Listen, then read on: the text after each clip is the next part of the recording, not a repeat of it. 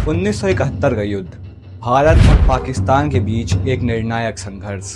लेकिन क्या आप जानते हैं, इस युद्ध में समुद्र की गहराइयों में भी एक लड़ाई चल रही थी। एक ऐसी लड़ाई जिसमें इंडियन नेवी की सबमरीन्स ने इतिहास रच दिया। तो चलिए जानते हैं 1971 के युद्ध में इंडियन सबमरीन्स की असली कहानी। 1971 में बांग्लादेश की आज़ादी की लड़ाई के चलते भारत और पाकिस्तान में भयंकर युद्ध हुआ था। इस युद्ध में इंडियन आर्मी और इंडियन एयरफोर्स की भूमिका तो खूब चर्चित हुई, लेकिन इंडियन नेवी की एक चुपचाप चल रही कार्यवाही थी जिसे आज भी बहुत कम लोग जानते हैं। इंडियन सबमरीन्स की रणनीतिक तैनाती।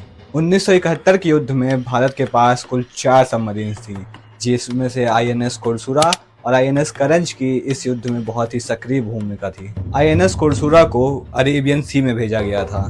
इसका मकसद था पाकिस्तानी नेवी के मूवमेंट पर नजर रखना और किसी भी हमले को रोकना। दूसरी ओर INS करंज को कराची के पास एक गुप्त मिशन पर तैनात किया गया। इसका उद्देश्य था दुश्मन के जहाजों की आवाजाही की जानकारी जुटाना और आवश्यकता पड़ने पर हमला करना। सबमरीन्स की मौजूदगी ने पाकिस्तानी नेवी को समंदर में बाहर निकलने से रोक दिया। ये भारत के नेवल ब्लॉकेड स्ट्रेटेजी का हिस्सा था, जिसमें पाकिस्तान के सारे समुद्री रास्ते बंद कर दिए गए थे। 7 और 8 दिसंबर को ऑपरेशन ट्राइडेंट और ऑपरेशन पाइथन के तहत इंडियन नेवी ने कराची पोर्ट पर जबरदस्त हमला किया। सबमरीन्स ने इस हमले में निगरानी और जानकारी जुटाने का अहम काम किया।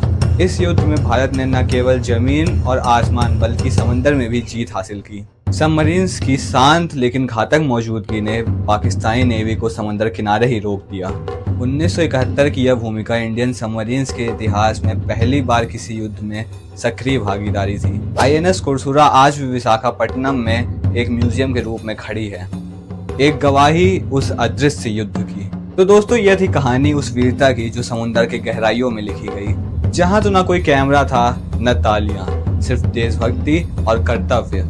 अगर आपको यह वीडियो पसंद आए तो लाइक शेयर सब्सक्राइब जरूर करें और कमेंट में बताएं क्या आप और ऐसी छिपी हुई जानकारियां जानना चाहते हैं।